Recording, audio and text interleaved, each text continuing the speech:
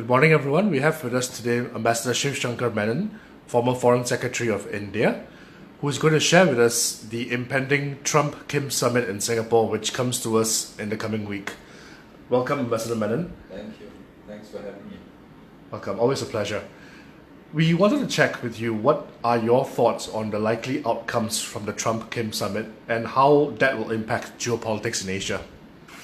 Well, I think it's becoming clearer as we get closer to the summit that both sides are looking at the summit starting a process of denuclearization.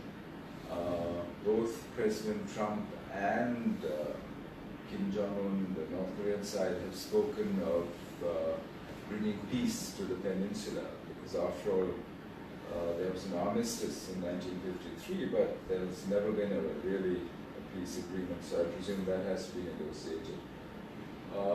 Also, I think that I'm sure that they will probably discuss the other measures that both sides could take. For me, the most welcome outcome actually is because of the fact of the summit. We seem to have lowered the temperature in the crisis that surrounds the Korean nuclear question. And on all sides, I think that would be welcome.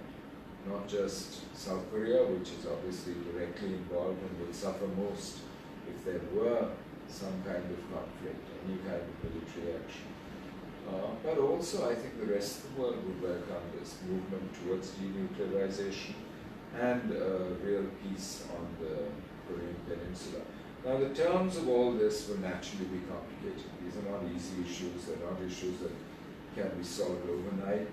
But I find it heartening that both sides before the summit are now speaking about starting a process.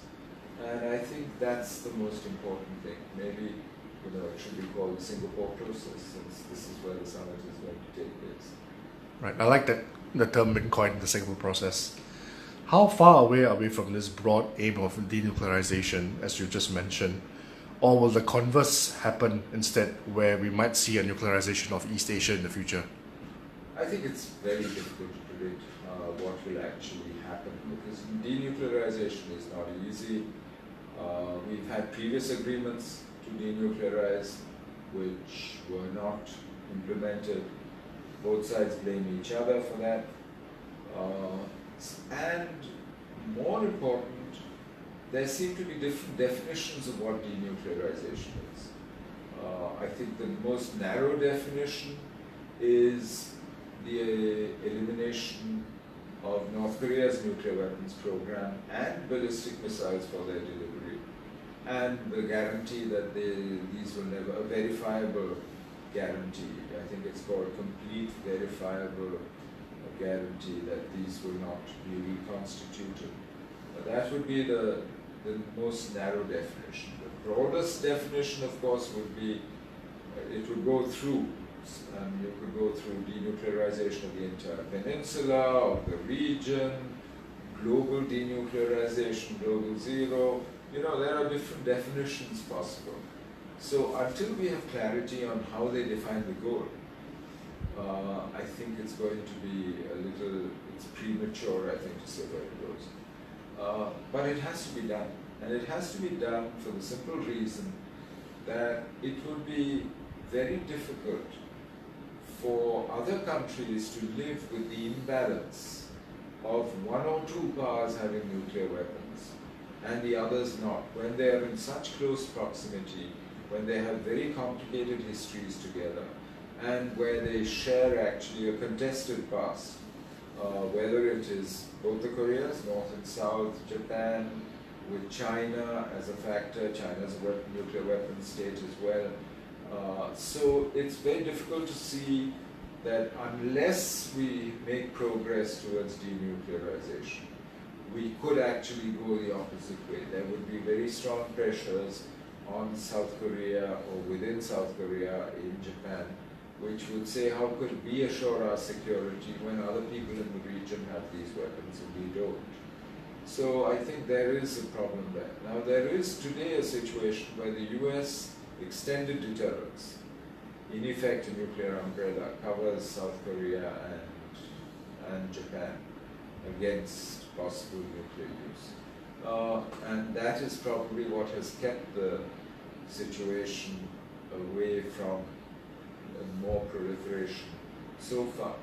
But in the longer run, I think one needs to assure their security by creating either a stable deterrent structure or a denuclearized region and peninsula. And that's something that we'll have to see after the summit. We'll have to see how that evolves. Right. I just want to also now touch on another part of Asia where nuclear deterrence has been at play for a while now, and get your sense, what lessons there might be from this inter-Korean talks and negotiations that might redraw for India-Pakistan, which also has had historically challenging ties. I'm not sure that, frankly, that this is either comparable or an analogy, or that there are lessons. In fact, certainly today it's too early to talk of lessons from a process that hasn't even begun. And that so far, at least, has only led to failure. Until the summit, where we are all hopeful that there will be the beginnings of a process, but until now we can't say that maybe there are negative lessons of not following these examples.